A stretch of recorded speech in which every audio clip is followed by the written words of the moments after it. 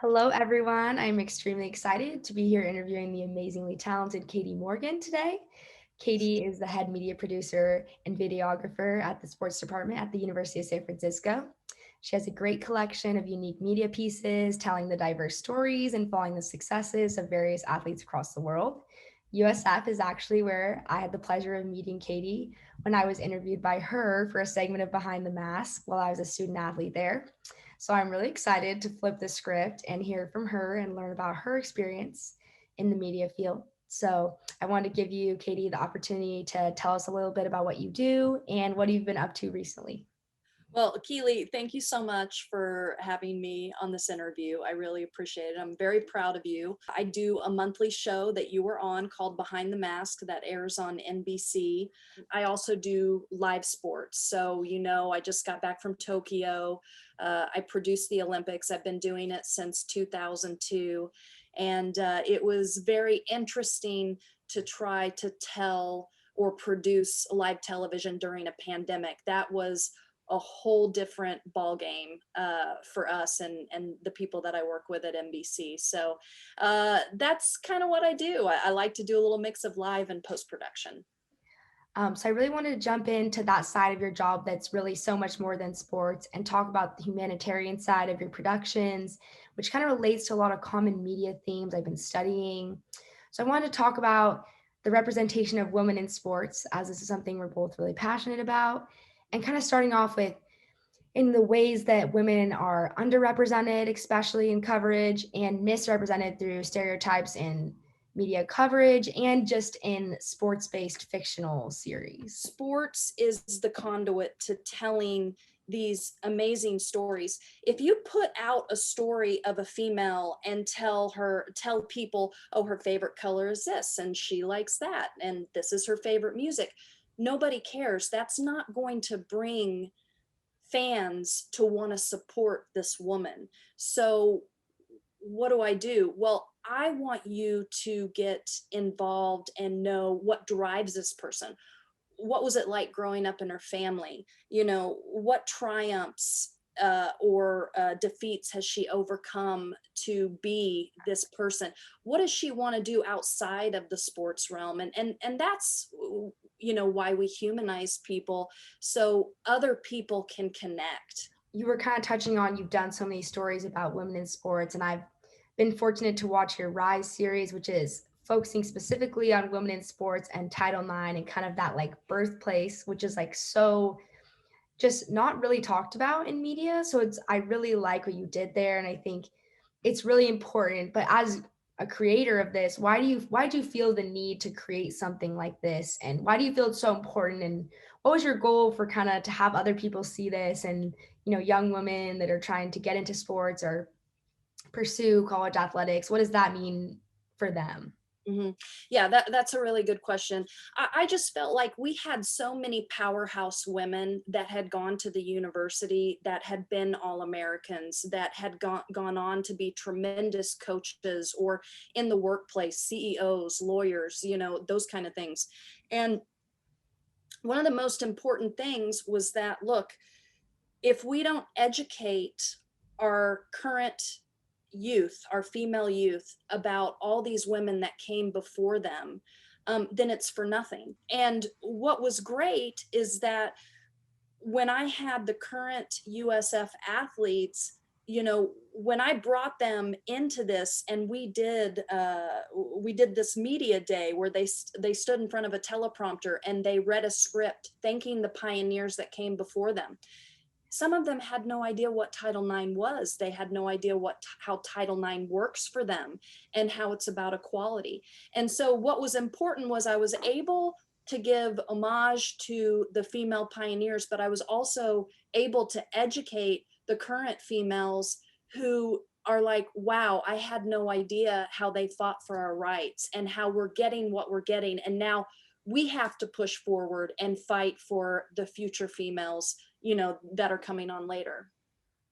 Yeah, that's amazing.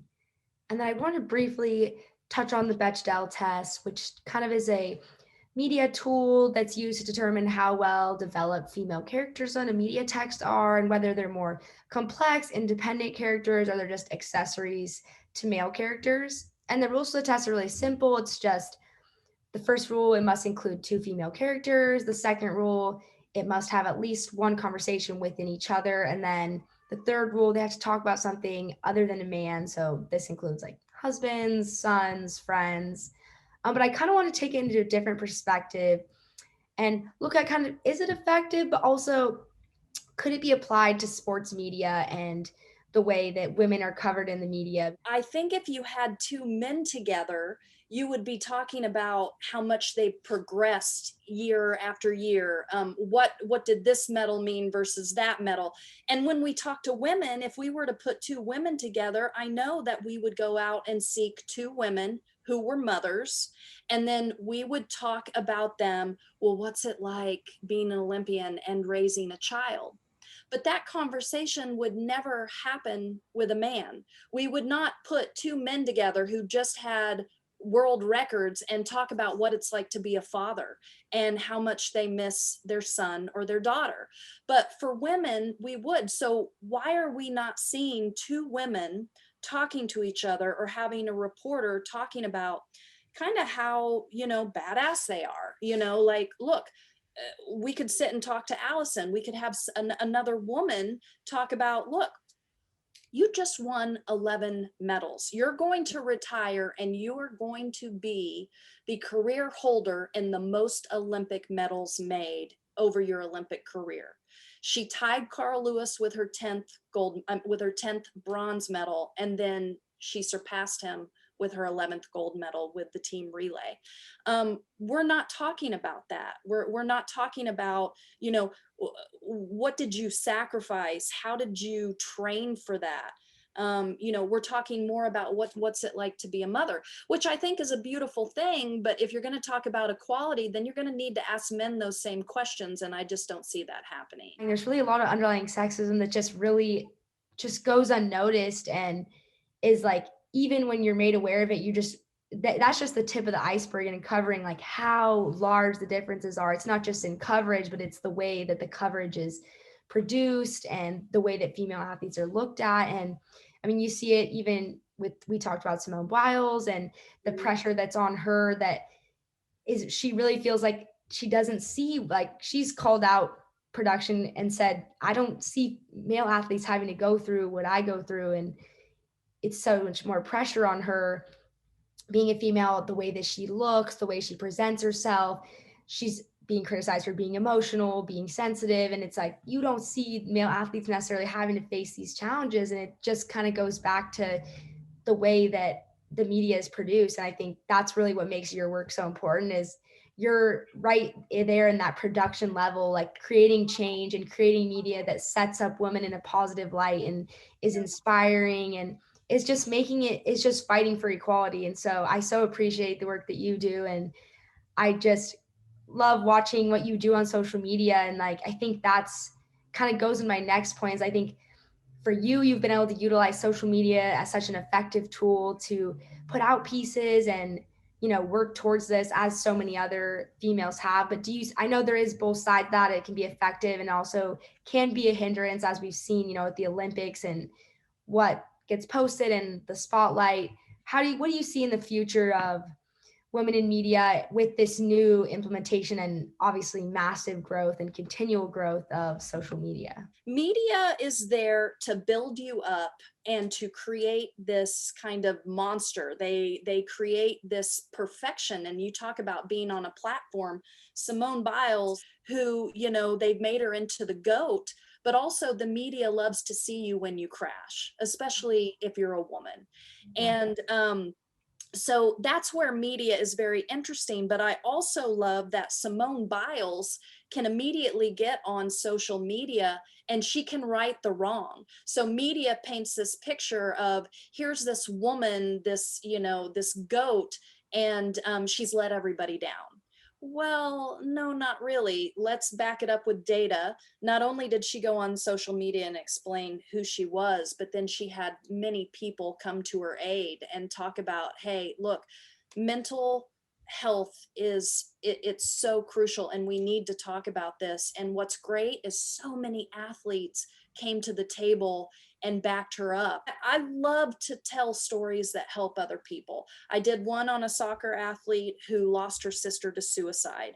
I did another one on an athlete who was sexually assaulted. And being able to go on social media and to hashtag and select groups that can actually take your stuff and put it on a larger platform is key. And that's what I love about social media, because our small fan base is really not going to help a Stevie or another female player, but when you're able to get that seen by larger platforms, that's when you start saving people. And that's one of my favorite things about social media. Yeah, I think that hashtag activism can be used so Huge, positively, and even huge. just in supporting people, fighting for equal pay. Just there's been so many things, Yes. and I think I've been felt like lucky just to be able to like witness it and have my own part, share my own hashtag. So I think that's Mhm. great, and I think your work just complements that kind of those efforts so well. So it's been so great talking to you. There's just so much to cover, and I tried to squeeze in as much as I could, but thank you so much for joining me today, Katie. It's always so enlightening to learn from your perspective and the experiences of yourself and those that you've been able to work with. So, looking forward to talking again, hopefully in the near future. So, can't wait for that. I appreciate it, Keely. Really do.